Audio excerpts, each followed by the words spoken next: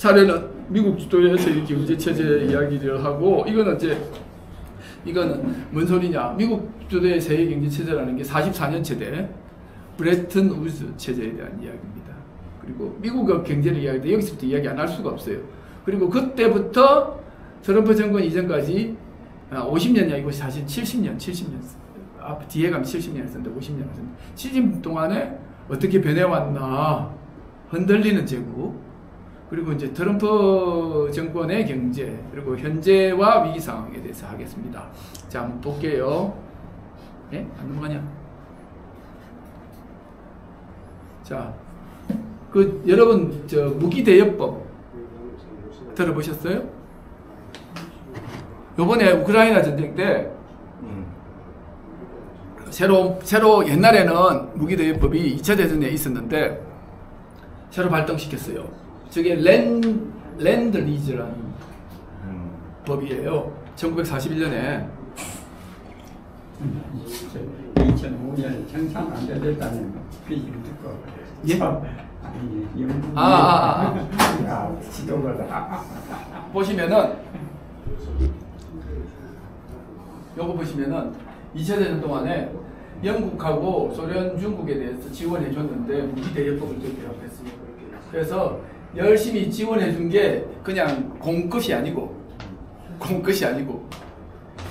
잿더미 유럽을 빚더미로 만들어주는 법이야. 공짜가 어딨니 세상에, 자본주의 세상에. 그래서 영국이 얘기 듣고 2005년에 청산이 됐어요. 전후에 되면은 미국만 유일한 채권 국가가 돼요. 다음 페이지에 이 법 있기 전의 상황을 이야기하겠지만, 자그마치 313억 달러. 이 돈이 얼마 정도인가 하는 거는, 이제, 브레튼 우즈가 1달러, 1금 1원즈를 35불인가요? 35불로 정하거든요. 근데 그게 지금 현재 금값하고 얼마 차이 나는지를 보면 바로 나와요, 답이. 그 다음 페이지에 나옵니다. 그래서 이것들을 다 갚았어. 자, 다음 페이지 볼게요. 이게 참 귀찮네. 자, 이건 이제 2차 대전 전사입니다. 1920년대에 들어서 이미 제조업 부하가치 절대 규모가 미국이 압도적 1위를 해요. 이미 1차 대전 때문이 꼭 그게 아니라 하더라도 실질적으로 생산성에서 압도를 합니다. 그래서 이 수치가 비교가 안 돼. 여기 보시면 이제 세계 비중이 한 44% 되고 영국이 10%밖에 안 돼. 다그마치 4배, 5배의 차이를 보이기 시작을 해요. 그러니까 20년 내 이미 이 정도 차이를 보이고 있는 거예요. 꼭 세계대전 때문에, 1차 대전 때문에 그런 게 아니라 영국이 이제 찌그러들고, 그런데도 불구하고 재밌는 거는 2차 세계대전 이 생기기 전까지는 영국이 금융에서 그 금본위 제도를 영국 주도를 해요. 영국 화폐가 세계 화폐로. 그런데 금융의 중심은 런던에서 뉴욕으로 옮겨가고 오래돼요. 20년 되면은. 그래서 미국에서 공항이 생기니까 세계가 공항이 된 거거든요. 그 전에는 영국에서 공항이 생겨서 세계로 퍼졌는데 그때부터는 이렇게 됩니다. 영국이 이 정도였고요.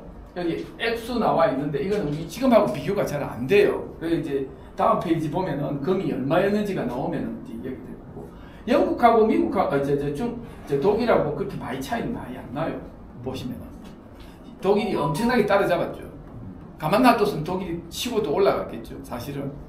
그리고 일본은 끄트머리로 이게 이제 제조업 국가가 되긴 했지만 규모에서 비교가 안 되죠. 인구는 더 많았음에도 불구하고 요 정도밖에 안 돼. 전 시내들이 대단하다 그래도, 물론 시작을 그래도 150년 전에 시작했으니까 뭐 얘들보다 조금 늦는 시기에 시작을 했으니까 그래도 산업국가가 될 수 있는 부분이 있었지. 여기 보면은 이제 이게 표로 설명을 딱 해놨습니다. 이런 것도 어디서 찾았냐? 다 AI 덕분에. 무엇이요? 누즈가 뭔가 보자고. 아시잖아. 다 아는데 브레튼 누즈가 1원제 35달러였는데 지금 이거 얼마냐? 2025년도 9월 2일 날짜로 3,593달러예요. 몇 배? 와, 10배. 아니, 100배. 100배 됐다. 100배. 어마어마하다. 그러면은 달러 가치가 100배 떨어진 거고, 어쨌든 그 지금 이 앞에 했던 걸 100을 곱하면 되는 거야. 실제 의미가 앞에 게 요 액수가 100배보다 더 큰 거야. 그러니까 여기다가 100을 더 곱하면 되는 거예요. 달러가 단위 달러의 의미가 그렇게 되는 거예요. 자, 그리고 이때 당시에 44년 딱 되니까 세계 상품의 70%, 금 보관량의 70% 미국이 갖고 있더라. 그리고 브레튼 우즈가 결국은 이제 이걸 만들어서, 이걸 왜 만들었느냐, 이거 하려고 국제적 유동성을 달러로 공급하겠다. 내가 세계 화폐요 하고 된 거예요. 처음에는 뭐 막 찍어내는 건 아니지만 어쨌든 공급을 했어요. 그리고 전쟁 후에 이제 유일한 패권국가 되는데, 이거 만들 때 얘 둘이 만나서 찢고 볶고 난리를 쳤는데, 케인즈는 결국은 눈물을 머금고 돌아가다가 죽었어. 이때 죽었는지 모르겠는데, 잘 모르겠는데, 어쨌든 와이트가 미국 쪽이고요, 국무장관 했던 애고, 그 다음에 케인즈하고 둘이 붙었는데, 케인즈가 떡이 됐죠. 나라가 뭐 개파인데 이길 수가 있나? 아, 어서 오십시오. 자, 그 다음 있은 게 마샬 플랜입니다. 마샬 플랜은 아까 130억, 여기다가 100을 곱해봐. 130억, 1조 달러, 1조 3천억 달러 되겠죠. 1조 달러면은 미국 지금 재정 적자가 1.5조 달러예요. 그 정도 수준이라고 보시면 돼요. 아시겠죠? 미국에서 지금 재정 적자 보고 있는 수준을 지원했다. 그래서 이때만 해도 여기 보시면은 이거를 제가 좀 확인해 봤어요. 요걸로 했더라고요. 예산으로 지원했더라고요. 돈 찍어내서 한 게 아니에요. 균형 예산이 되던 시점이에요. 이게 중요해요. 요때만 해도 이걸 세수 들어오는 거 갖고 예산으로 갖고 지원했어. 그게 상당히 중요해요. 돈을 찍어내 갖고 한 게 아니고 예산으로 지원 다 해요.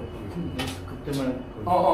근데 이 예산, 균형 예산이 깨지는 게 언제 깨지느냐? 베트남 전쟁으로 깨져. 한국 전쟁까지도 버텨내. 예산으로 버텨내. 근데 이거 보시면 중요한 게, 미국은 요거 해갖고 정말로 공급 과잉 상태를 해결하는데 정말로 대단한 역할을 하게 됩니다. 그래서 미군이 철수하고 군수산업이 축소되고 국내 성장률이 탁 낮아지고 불황이 대공황이 올 상황이었는데, 마샬 플랜으로 결국은 그 공급 과잉을 다 팔아먹은 거예요. 팔아먹었어. 저거 예산 들여갖고 이만큼 팔아먹어도 저거 산업에서는 완전히 부흥기를 가질 수 있는 계기가 되는 거예요. 그래서 그것만 판 게 아니야. 미국식 경영기법, 합리화, 생산성 프로그램 혁신 뭐 이런 것들을 해가지고 그 유럽을 미국화시켜요. 미국 경제를 표준으로 만들어버려요. 그래서 대래 이제 그게 뒤통수를 맞는 게, 그걸 가지고 발전한 유럽이 다시 미국 뒤통수를 치는 게 이제 뒤에 나오죠. 결국은 독일 같은 데서 치고 올라와갖고 미국 뺨을 때리기 시작하는 게 나중에 플라자 협정 85년쯤 되는 시기는 일이에요. 그래서 어쨌든 이런 일이 있었고, 마샬 플랜은 그래서 사실은 이걸로 예산으로 다 지원됐으니까 미국 입장에서 볼 때는 정말로 온갖 똥폼은 잘 잡고 가가지고 유럽한테 가가지고, 아, 너네 지원해줄게, 그러고 뭐 저기 소련으로부터 막아줄게. 그랬지만 결국은 공황을 맞고 진해 산업은 엄청나게 그 안정적으로 커지고 그렇게 된 거예요, 실질적으로. 그리고 아까 말했던 요 앞에 나왔던 브레튼 우즈 때 나왔던 거 보시면은 요게 세계 경제 생산의 70%, 금 보관량의 70% 이런 상황을 계속 유지를 어느 정도 했죠. 마샬 플랜 지원해준 거예요? 예? 뭐 대가 없이 지원해준 거예요? 대가 없이 지원해줬죠. 이거는 예산으로 했다 그러잖아. 앞에 무기 제의법하고 달라. 2차 세계대전에 전 요거는 무기 대여법은 무기 대여법 때는 이만큼 300 이게 3조 달러잖아. 3조 달러. 31조. 그때는 31. 100을 아니 그게 아니고 100을 더하면은 100을 곱하면 지금 현재 그 가치가 나와요. 3조 달러를 영국이 빚을 진 거야. 3조 달러를 2005년에 청산을 완료해요.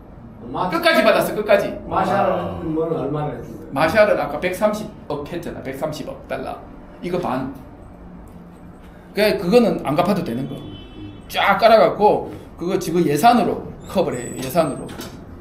그건 차이가 많이 나요. 그러니까 이것도 팔아먹어서 또 엄청나게 이익을 남겼을 거 아닙니까? 완전 미국 자본주의의 전성기를 만들죠.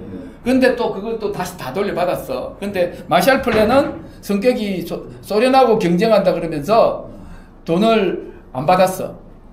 예산으로 다 처리했어요. 자, 그래서 주요 16나라에 합니다. 그리스도 포함되어 있어요. 그래서 이거 받았던 애들이 결국 나토 만들었어요. 나토 만들 때 미국의 영향권 안에서 다 그래서 일정한 부분에 군사적 헤게모니를 넘겼죠. 요게 이제 그때 포스트고. 자, 넘어가 볼게요. 이제 마샬 플랜 이후에 미국은 어땠을까? 71년까지. 이게 이제 보시면은 대규모로 원조래하고 공급 과잉을 공산품, 농산품 거대한 수출 시장을 창출했다. 그리고 이제 유럽은 그래도 이걸 받아갖고 나름 생산하고 수출하고 순환구조를 그래서 옛날에 미국을 제외하면 다 2등 제품 만드는 나라로 전락을 한 거예요. 미국만 유일하게 선진국이고 나머지는 다 2등 제품을 만드는 나라. 뭐 일제 그러면은 막 우리가 지금 중국 이야기하듯이 불량품 뭐 이런 식으로 생각했을 때예요. 유럽도 마찬가지. 생산 기반이 없었기 때문에 오로지 미국만 선진국 이었을 때예요. 그런데 뭐 어쨌든 그 지속적인 부분에서 일단 생산 수출 수요 창출이 되면서 소비와 생산이 동반 성장을 했는데 유럽도 빨리 이제 회복이 된 거예요. 그리고 이제 요거 뭐 보신 거고. 자, 넘어갈게. 이제부터 이제 그때까지고 71년까지 잘 나갔어. 근데 이제 65년도에 65년이 언제냐면은 63년도인가가 미국이 베트남 전쟁에 개입을 하기 시작했을 거예요. 63년일 거야. 근데 65년도에 드골이 갑자기 미국한테 와가지고 나 달러 줄 테니까 금 내놔. 그런 거예요. 원래 브레튼 우즈가 달러를 주면은 금으로 교환해주겠다 아까 그랬잖아. 금 태환. 그래서 그거는 전부 다 그 포트 녹슨가 미국이 다 금을 관리를 하고 있었어. 그래서 내가 맡겨놓은 금 내놔 하고 그 함대까지 동원해갖고 내놔라 그랬어. 그런데 왜 이런 일이 벌어졌냐? 베트남 전쟁이 들어가고 그냥 돈을 쏟아붓기 시작했어. 그 돈은 앞에 말씀 예산으로 커버가 안 되는 재정 적자를 남발하면서 생긴 일이에요. 그래서 미국 달러가 남발이 되니까 미국 달러 가치 자체가 떨어지니까 이러다가 달러 갖고는 금 대비 실제로 5달러 이런 안 되겠다. 금 내놔 하고 간 거예요. 이제 드골이 가서 하니까 그 다음에는 영국, 독일도 돈 내놔라 그러고 스웨덴도 돈 내놔라 그러고 그랬어요. 노르웨이 참 돈 내놔라 그래가지고 71년 돼가지고 닉슨이 나 금 못 여기 있잖아. 몰라 이제 달러 가져도 금 안 바꿔줌. 요게 보세요. US는 금이 안 남아있어. 드골이 하는 말이 금이 돌려줄 금이 없어 라고 해서 이 짓을 했는데 그래서 금 거부하니까 어떻게 돼? 고정환율 깨진 거지 이제. 금 돌려줄 수 없으면 변동환율로 넘어가지. 그러니까 2차 대전 세계대전 전에 원래 영국이 금 태환을 하다가 그 공황 생기면서 2차 대전 와중까지 다 합쳐갖고 변동환율로 바뀌어요. 그때는 세계 화폐라는 게 없게 되는 거예요. 변동환율이 되는 순간 세계 화폐가 없게 돼갖고 각기 지 마음대로 무역도 안 하고 지 마음대로 돌아다녔어. 사실은 세계 대전 중에 무슨 무역이 있어? 개파이지. 지 마음대로 서로 교환도 없고 그래서 무기 대여법 같은 게 있었던 거야. 사실은. 돈을 서로 무역을 할 수 있는 방법이 없잖아요. 돈도 누구 아예 금 안 가져가면은 거래가 안 되는 상황이었던 거지. 근데 그전에는 아까 파운드화가 금의 역할을 했단 말이야. 그러다가 이제 그 역할을 달러가 하겠다 한 게 브레튼-우즈예요. 금을 배경으로 해서 달러를 돌리면 전부 다 금으로 줄 테니까 달러를 돈처럼 생각해, 금처럼 생각해 했는데 아몰랑 아몰랑 하고 끝났다는 거야. 그러면서 변동환율제가 됐는데 이걸로 끝난 게 아니에요. 다음 페이지를 보면 또 재밌는 얘기가 나와요. 이렇게 하면은 그러면 뭐 미국은 망했나? 아니요. 짠, 석유 파동이 나요. 석유 파동. 70년대부터. 아까 아몰랑 할 때가 70년대였잖아. 71년이었잖아. 석유 파동이 73년에. 이게 이제 이스라엘 중동 경쟁이 생기면서 석유 가격을 팍 올려요. 이때부터. 우리가 흔히 아는 1차 석유 파동이죠. 2차 석유 파동은 좀 성격이 사람들이 잘 몰라. 1차 석유 파동인데 재밌는 게 복잡하게 이렇게. 결과적으로 이로 인해서 페트로달러가 생겨. 석유 산유군이 달러가 쌓이잖아. 그게 페트로달러. 이 돈이 다 어디로 가느냐? 미국으로 들어가요. 다 미국으로. 둘이서 짜고 처음에 여기 이제 우리 집 여기 있다. 73년에 12월 달에 키신저가 파이잘 사우디 왕을 만나갖고 회담을 해요. 그래서 석유 대금은 달러로만 하자 하고 회담을 해요. 무슨 말인지 아시겠습니까? 그래서 달러의 패권이 유지가 된 거예요. 실질적으로 석유 대금 무조건 달러로 하자 하고 회담을 해요. 그래서 달러의 패권이 유지가 되고 뿐만 아니라 이 돈이 전부 다 미국으로 들어가요. 그래서 얘들이 지금 보시면 펀드 있잖아요. 국부 펀드들 이것들이 어디에 투자되어 있냐? 다 미국에 투자되어 있어. 알고 보면 엄청나게 큰 회사들이 들어가 있죠. 여기에 10% 막 15% 이씩 들어가 있어요. 요 회사들 안에 국부 펀드 자체가 실질적으로 특히 뭐 시티뱅크 이런 건 아예 저 사우디 거라는 둥 주식 투자했다는 얘기요? 그렇죠. 주식을 갖고 있죠. 주식 투자 정도가 아니고 주식을 갖고 있다고. 지분을 갖고 있다고요. 그만큼 국부 펀드가 지분을 갖고 있어요. 그리고 특히 시티뱅크 그 다음에 아람코 아시잖아요. 아람코 같은 경우는 아예 사우디 회사잖아요. 한국에도 투자 많이 해 있죠. 아람코 같은 데서. 그래서 실제로 미국 자본의 유대의 입김이 제일 크지만 이 석유 자본의 입김도 엄청납니다. 미국에 가면은 사우디 왕족이 딱 뜨면은 월가가 에스코트를 쫙 해주러 옵니다. 그런 동네예요. 얘들이 그래서 페트로달러 현상 때문에 미국이 달러가 살아나요. 다시 달러의 패권이 유지가 됩니다. 국제금융은 이때 이제 생겨나기 시작해요. 이게 그러니까 생산과 무관한 돈들이 이제 만들어지기 시작해서 돌아다니기 시작하는 게 이제 국제금융이 생기기 시작하는데, 국제금융이 생긴 건 앞에 근본이제가 깨지고 나니까 변동환율제가 되니까 환율 자체를 가지고 상품이 생기기 시작하잖아요. 그래서 환율과 관련된 그 데리바티브 파생 상품도 나오고, 그러고 당연히 해칭을 하기 위해서 선물도 나오고 옵션도 나오고 하니까 그게 이제 그야말로 오늘날 국제금융이 되기 시작을 한 거예요. 그전에는 고정환율 때는 필요가 없어요. 고정환율에는 선물이라는 게 필요 없어. 왜냐? 어제나 오늘이나 내일이나 10년 뒤나 고정환율이야. 환율에 대한 해칭을 할 필요가 없어. 근데 지금은 변동환율이 되니까 해칭을 해야 돼.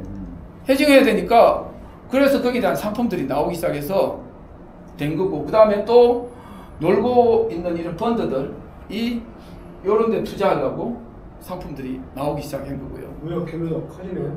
그렇죠. 무역 규모뿐만 아니라 국제금융에서 노는 그 유효 자본들이 많아진 거예요. 유효 자본들. 규모가 예. 2차 세계대전, 2차 세계대전 그 이후에 그건 좀 이따 이야기 또. 무역 규모가 어떻게 확장되는지. 그거는 이제 보시면은 자본주의에 편입되는 순서가, 예를 들어서 그 아까 이제 미국이 70을 갖고 나머지는 30으로, 유럽이 30으로 있던 시대에서 미국과, 그러니까 프라자 협정쯤 가면은 1대1 정도 돼요. 미국 1, 유럽, 일본 1. 그러니까 거의 다 따라왔죠. 그러니까 미국이 지금 현재는 3.5조 사람이 3억 5천 인구가 되는데 유럽이 한 3억 정도 되고 일본이 1억 2천 3천 정도 되잖아요. 근데 이제 경제 규모로 보면은 두 개 합친 거에 미국 정도를 유지해 온 게 그 프라자 협정 때부터 쭉. 무역 규모 추이가 예예. 무역 추이가 어떻게 변화했는지 이 표를 하나 첨부하면 좋겠다는 얘기. 알겠습니다. 예. 어서 오십시오. 자 프라자 협정에 대해서 이야기해 볼게요. 프라자 협정은 사실은 앞으로도 프라자 협정 같은 게 나올지도 모르기 때문에 형님 여기 앉으십시오.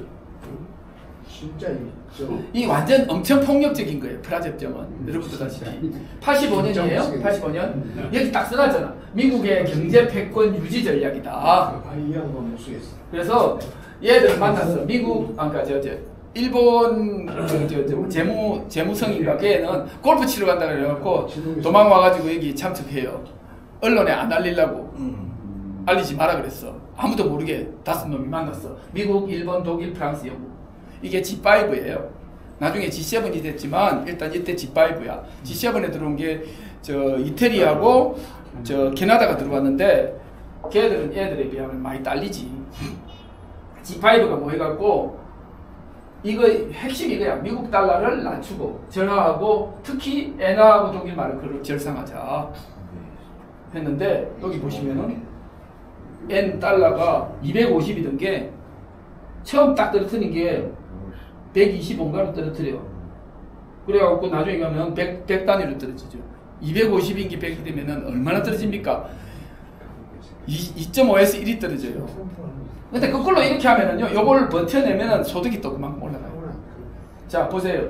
그래서 이 결과 미국이 제조업 부활을 해. 현실적으로 그 제조업 패권이 독일하고 일본한테 완전히 거의 넘어갈 와중에 어쨌든 나름 경쟁력을 어느 정도 회복해요. 그래도 사실은 내적으로 들어가면은 그 미국이 이제 내상을 엄청나게 입은 거죠. 제조업에서. 제조업 경쟁력이 일본하고 독일에 많이 이제 현실적으로 많이 뒤처지기 시작한 때가 이때부터인 거라고 생각하면 돼요. 이때 나름 현실을 반영해갖고 요렇게라도 해야지 경제 패권이 유지된다고 판단을 했으니까 이런 그 일을 저지른 거예요. 전후에 자본주의 생산력의 발전 이건 그냥 쑥 지나갈 거예요. 이런 게 있었다. 특히 이제 포디즘이 원래 이제 포드 회사 흔히 테일러리즘 이야기하는 게 인더스트리 2.0 그러거든요. 이걸. 근데 그때의 상황에서 지금 크게 많이 안 달라요. 자동 생산 시스템, 그리고 대량 생산, 대량 소비 사회가 생겼죠. 근데 그 시점에서 그렇게 지금 현재가 그렇게 많이 변하지 않았어요. 그게 발전된 게 뭐 식스 시그마니, 그 다음에 그 토요티즘, 토요다 간판 시스템이니, 그 짓더니 이런 것들이 출발한 포디즘에서 출발해요. 그게 결국은 미국 생산력의 우월함을 말을 하는 거예요. 그러니까 1920년이 미국이 40% 전 세계적으로 40% 차지한다라는 거의 핵심이 되는 게 포디즘이에요. 그러니까 이 포디즘을 끝나는 게 여기 결합되어 있는 게 전기예요. 그전에는 전기가 아니었죠. 전기가 보급되면서 어떻게 되느냐. 지리경제학적으로 볼 때 아무 때나 아무 곳이나 공장을 세울 수 있게 됐어요. 전기만 들어가면. 그전에는 어디다가 세워야 돼요? 물가에 세워야 돼요. 공장을 세우려면 수력이 있어야 되니까. 그렇죠? 동력이 수력이었거든요. 그 다음에 석탄을 떼야 돼도 물이 필요해. 어쨌든 그 옆에 가 있어야 돼. 전기기관으로 회사를 돌리기보다 보통 수력으로 많이 돌렸어요. 그래서 그러던 게 전기의 발전과 함께 그 자본주의 생산에 일대 혁신이 온 게 포디즘이고요. 사실은 1800년대 말과 1900년대 초반 되면은 과학도 엄청나게 발전하죠. 그게 이제 독일로 대변되는 양자의 시대로. 그러니까 그때 전자가 처음 발견되잖아요. 전자의 발견과 함께 그 이전과는 전혀 다른 세상이 이제 생기기 시작한 게 이때입니다. 그래서 그 이전은 영국의 시대, 이때부터는 미국의 시대. 그리고 특히 대량 생품 대량 상품, 대량 소비의 시대가 되죠. 특히 보십시오. 소비재가 엄청나게 다양하게 나오죠. 제가 말하는 플라스틱 혁명. 이게 화학의 시대죠. 이거 플라스틱 없으면 말 안 되지. 그 다음에 트랜지스터 혁명. 트랜지스터 없으면 말 안 되듯이 TV, 컴퓨터. 유통도 엄청나게 발달해요. 전 세계 글로벌 무역 체계가 만들어진 게 뭐 특히 이 컨테이너, 제가 또 컨테이너와 관련된 해운에서 다녔잖아요. 이게 70년대에 아마 APL이 제일 먼저 만들었을 거예요. 그래갖고 APL이 어쨌든 미국 회사가 제일 먼저 만들고, 그래서 이게 컨테이너 라이징이라고 하거든요. 이게 이제 거기에 규격에 맞춰서 이송을 할 수 있게 됨에 따라서. 그리고 냉동 운반도 중요하죠. 냉동 운반 되니까 육류가 아르헨티나에서, 남반구에서, 혹은 뭐 호주에서 북반구로 올라올 수 있는, 적도를 지나서 배송될 수 있는 게 생겼죠. 그리고 이제 통신 기술 뭐 이런 것부터 시작해서 광고, TV에 광고 이런 것들이 이제 활개를 치면서 대중 소비가 된 거죠.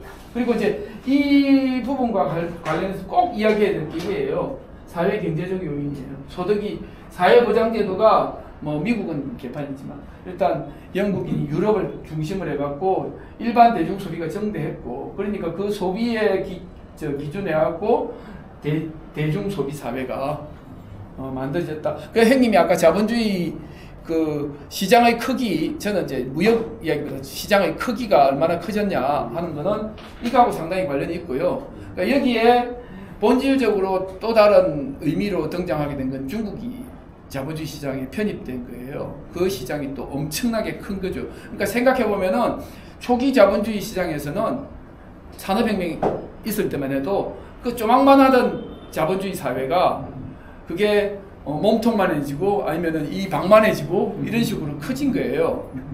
지금 현재 중국이 이미 이전에 아까 제가 말했듯이 미국이 3.5억 명, 그 다음에 일본과 유럽 합쳐갖고 또 한 3.5억 명, 한 4억 가까이 되죠. 한국까지 쳐갖고 한 4억 명 되고, 그래봤자 8억밖에 안 돼요.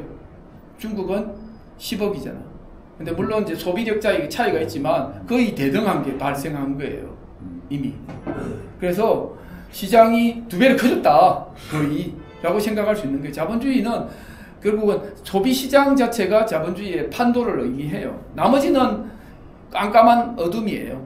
아프리카, 남미 이런 데는 자본주의 그 구매력에서 상품을 팔아먹을 때가 사갈 수 있는 역량이 거기에 비하면 아무것도 아닌 거예요, 사실은. 자, 넘어갈게요. 이제 앞에 이야기했던 것 중에 제가 핵심적인 게 있어요. 요거 2개를 볼 건데요. 하나는 그러니까 제조업 패권의 동요라는 게 이때 플라자 협정 때는 이미 얘들이 도전을 한다는 걸 확인한 정도였는데, 그 뒤에 보면은 일본은 경쟁력이 약화됐고, 그 다음에 독일은 통일되는 바람에 노동시장이 붕괴되고 해서 어쨌든 이런저런 사면서 일본하고 독일 그리고 미국이 서로 경쟁 상태 어지간하게 있었는데, 문제는 2009년이 문제일 그 얘기도 보면 이게 나올 건데, 중국이 약진이 생기면서 이제 완전히 뒤집어진 상황입니다. 요걸 한번, 이게 비디오가 찍힐걸? 안 되나? 잠깐만. 이게 비디오인데? 그거 이야기하기 전에 요거부터. 이제 요 제조업 부가가치 점유율이라는 표가 있는, 수치가 있는데, 이거는 이제 UN 산업개발기구에서 나온 수치인데요. 이 수치에서 볼 때 2023년 기준으로 중국이 28, 그 다음에 미국 28, 일본 20, 독일이 7, 한국이 4. 근데 여기는 이제 CIP라는 수치가 있어요. 이건 좀 달라요. 제조업 경쟁력. 이거는 제조업 부가가치 점유율이고, 이건 제조업 경쟁력인데, 요거는 똑같은 데네? 어쨌든 요거 한번. 20년도에는 아마 미국이 1등이. 2022년도 가면은, 근데 여기서는 아직도 독일이 1위를 하는 걸로 나와요. 독일이 1위를 하고, 22년. 독일, 일본, 미국, 그 다음에, 이게 한국, 이렇게 중국이 나오는데, 이게 23년 이후 좀 바뀌었을 수 있어요. 23년. 이 수치가 22년까지밖에 없는데 23년 되면은 문제는 독일이 망가져요. 22년, 23년 코로나 이후에 독일이 망가지기 때문에 유럽이 완전히 망가지거든요. 그래서 유럽이 망가지면은 중국이 치고 올라오게 돼 있어요. 지금 현재 위를 자리하고 있는 게 독일, 일본 뭐 이런 식이거든, 한국 이런 식이거든요. 근데 독일, 일본이 망가지면서 코로나 이후에 특히 우크라이나 전쟁 참 말 잘못했어요. 우크라이나 전쟁으로 독일이 망가져요. 그래서 이게 변화입니다. CIP 지수를 한번 제가 지금은 못 보여드렸는데 제가 능력이 딸려서 어쨌든 요거를 한번 보시자고요. 동영상이 플레이 스톱시켜. 22년에 보면은 22년이 어떻게 되면 독일이 1등, 2등이 차이나, 3번이 아일랜드는 무시하시면 돼. 아일랜드는 왜냐 22년도 데이터가 아일랜드는 무시하면 되는 게 아일랜드는 다 외국 기업인데다가 그냥 그 회사 이름만 올라 있는 경우들이 많아요. 아일랜드는 그래서 그 세금 회피처로 법인들을 올려놓은 데가 많고요. 그래서 아일랜드는 의미가 없고 그 다음이 4번이 사우스 코리아, 5번이 타이완, 6번이 그 미국이에요. 7번 스위스, 8번 일본이에요. 그래서 요 중에 독일이 망가지고 나면 결국은 1위는 차이나가 되는 거예요. 1위 차이나, 2등이 한국, 3위가 타이완 이렇게 돼요. 맞아? CIP라는 지수는 이거를 생산성, 기술력, 국제시장 점유율을 종합해하고 제조업에 대한 경쟁력을 따지는 거예요. 제조업 패권을 이야기하는 거예요. 이게 제조업 패권. 일본이 제조업 패권과 관련해서는 상당히 많이 딸립니다. 혁신이 없어요. 일본은. 자, 넘어갈게요.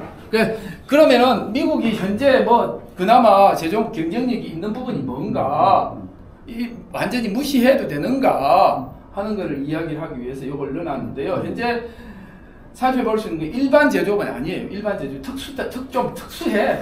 예를 들면 항공사, 우주산업, 방위산업은 비싸도 돼요. 그러니까 임금 단가가 세도 버틸 수 있잖아요.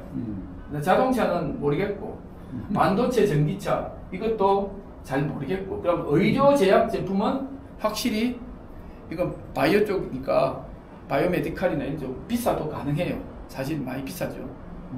임금이 비싸도 가능해요. 그런데 이제 기계 전자장비 사는데 기계 전자장비는요 그냥 기계 전자장비가 아니고 특수하게 어떤 시제품이나 처음 시작하는 물건에 대해서 미국에서 많이 만들어요. 왜냐하면 혁신과 관련된 것들이 미국에서 많이 발생하기 때문에 새로이 어떤 그 세팅을 할 때 이런 것들을 많이 만듭니다. 그래서 여러분들이 알아야 될 게 이 배경에는요 미국의 임금이 유럽에 비해서 1.7배 정도 돼요. 미국하고 유럽의 임금 격차가 그 정도 난다고요. 소득이 갑자기 10년 전에는 미국하고 유럽이 거의 1대 1.1 정도 거의 차이가 없었어요. 독일, 프랑스, 영국 이런 데가 미국하고의 1인당 소득이 별 차이가 없었는데 지금은 1.7배 차이가 나요. 10년 사이에. 물가가 엄청나게 올랐어요. 그러면은 물가가 오르면은 원래는 환율이 떨어져야 돼요. 원래는. 근데 환율이 안 떨어진 게 미국도 재정적자지만 유럽도 엄청난 재정적자예요. 그래서 환율이 변동이 없었어요. 인플레는 있는데 환율이 안 떨어지면은 상대적인 소득이 올라가. 그래서 소득이 1.7배예요. 유럽에 비해서. 그런데 제조업을 한다? 유럽하고 제조업 경쟁력에서 잽이 안 되지 이제. 그러니까 일반적인 건 못 만들어요. 유럽에서 미국이 죽으라고 리쇼링 한다고 가나? 안 가지. 예. 자, 이제부터 조금 나쁜 소리. 미국 제조업 경쟁력 앞에 거는 이런 게 있을 수 있다 그랬는데 미국 제조업의 총체적 낭비 이 이야기 참 중요한 이야기입니다. 이게 미국을 파악하는데 미국의 제조업이 리쇼링이 가능한가 안 가능한가에 대한 핵심적인 내용들이 있어요. 자, 스템이라고 사이언스, 테크놀로지, 엔지니어링, 매스매틱스 분야에 대한 집중적인 지원을 해요 미국이. 그런데 인력이 부족해. 문제는 높은 물가와 임금이야. 이것 때문에 잘 안 돼요. 교육 프로그램도 확대하고 뭐 이쩌고저쩌고 하는데 이 문제를 보세요. 교육 시스템이 쏠리면서 얘들은 더해. 죽으라고 의대 변호사밖에 안 해. 화이트 머리 노랑퉁이에 금발의 화이트들은 전부 다 이리가. 그 다음에 공부 잘하는 애들, 한국 애들도 공부 잘하면 의대가. 그래갖고 화이트를 마누라로 얻어. 그래. 그래서 전부 다 이리가고, 안 그러면은 월스트리트에 이 숫자 노름만 들어가요. 그밖에 안 가기 때문에 엔지니어링 쪽으로 안 가는 거야. 그거 다 누가 해야 돼? 외국에서 오는 애들, 중국 애들, 아니면 뭐 아시아에서 오는 애들이 엔지니어링 파트에 간다. 걔네들 언제 도망갈지 몰라. 그래서 남는 애들은 인도 애들이 남죠. 그나마. 그래서 근데 그것보다 더 중요한 거, 그거는 그래도 연봉이 20만 불, 30만 원인데 그게 아니라 연봉 10만 불짜리가 필요한데 이게 안 되는 거야. 기존 숙련 인원들이 은퇴가 가속화되니까 그 사람들에 이어서 새로운 인력 양성이 안 돼요. 이게 어떤 이야기냐? 용접할 사람, CNC 선반할 사람이 없는 거야. 한마디로 진짜 중요한 거지. 그 용접을 할 사람이 없는데 어떻게 배를 만들어? CNC 선반을 해야 CNC 프로그래밍 그걸 할 수 있어야 이게 여기 반도체도 맞아요. 반도체에 들어가니까 원래 IBM이 이 반도체 칩을 만들다가 내부에 난리가 나갖고 그 독극물로 난리가 나서 못하겠다 한 게 일본으로 간 거거든요. 사실은 한국이 먹은 이유가, 삼성전자 먹은 이유가 결국은 미국이 IBM 손들고 저거는 못 만드니까 그걸로 인해서 그 징벌적 손해배상 이런 거 사람들이 죽어나가고 우리나라도 뭐 백혈병 그거 진짜 벌써부터 다 알았던 거예요. 미국이 다. 그러니까 어떻게 한국으로 결국 넘어온 거예요. 사실은. 근데 이 문제는 사실은 그 제조업과 관련해 갖고 미국이 가지고 있는 이게 총체적인 한국이에요. 사실은. 제조업이 부담. 그래서 신규 인력을 교육하거나 개발 안 하고 있는 사람들, 반도체 같은 데도 있는 사람들 선호하지. 그러니까 새로 들어오는 사람도 없지. 그 다음에 이게 말로는 지식 기반 사회로 전환한다 그러니까 앉아갖고 블루 칼라는 안 하려고 하는 그런 방향으로 가는 거예요. 그러니까 칼리지가 없어. 용접 가르치는 칼리지가 없어요.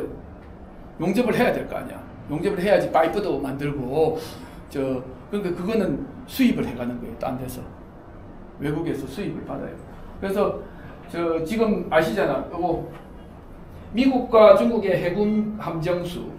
중국은 이게 2000년에 110이던 게 나중에 2030년이면 430개가 돼요. 지금 현재 370개인데 3배 뛰었죠? 4배 뛰었죠? 미국은 줄어들고 있어. 근데 이걸 늘리지를 못해. 왜 못 늘릴까? 인력이 없어서. 설계 능력을 가진 사람이 10,000명이 필요하대.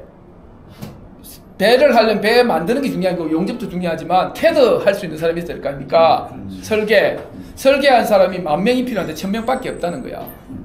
그래서 한국이 해줘야 돼. 이게 한국이 아니면 안 되는 이유가 미국은 능력이 없어.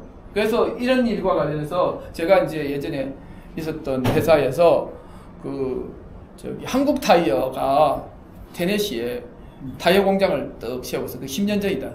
세웠는데 그 관리자가 없어. 그래도 기계로 많이 전환했다 해도 관리자가 필요할 거 아닙니까? 라인마다 생산 관리도 하고 품질 관리도 하고 그 다음에 어쨌든 매니징을 해야 되는데 매니징할 프로그램 쓸 놈이 없어. 매니징 프로그램 쓸 놈이 없어. 그래서 어떻게 했느냐? 주방위군 하사관 애새끼들을 불러다가 교육을 시키겠다.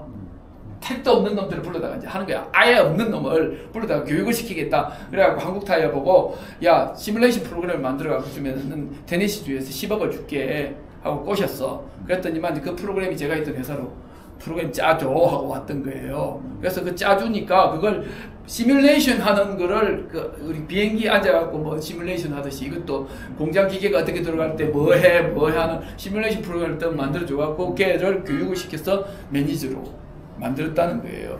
상황이 총체적 난국이에요.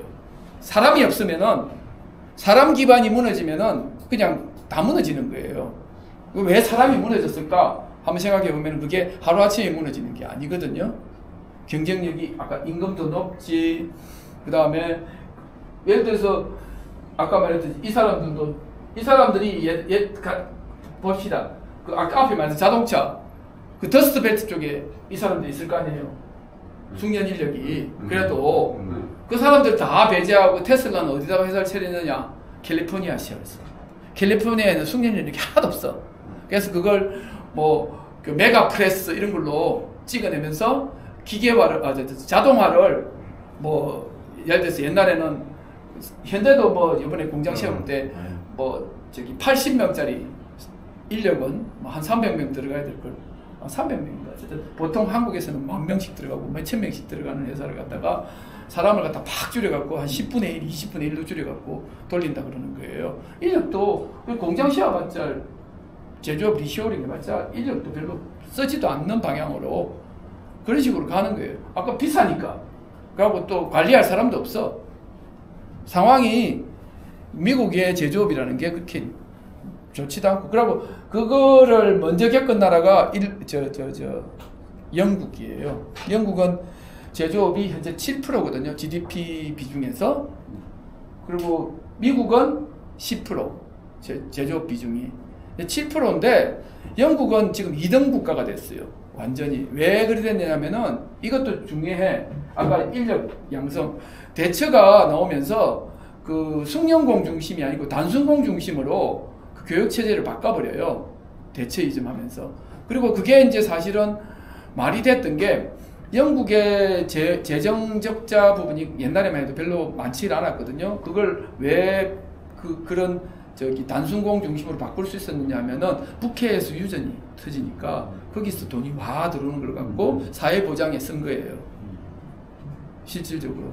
그러니까 재정적자 문제에 대해서 걱정 안 하고 기청 노동이나 기청인들의 계층들의 요구사항을 완전히 묵살을 하고 굴러갔던 거예요. 그래서 10년 지나고 20년 지나니까 자동차에서도 뺏기고 요즘에 그래요. 스위스의 하청 나라가 됐다고. 2등 국가가 됐다고. 제조업 아예 없어요. 영국은요. 영국은 완전히 2등 국가가 됐습니다. 그나마 시티 쪽에 있는 금융 있다고 그러는데 그 외에는 제조업 기반이 완전히 무너졌어요.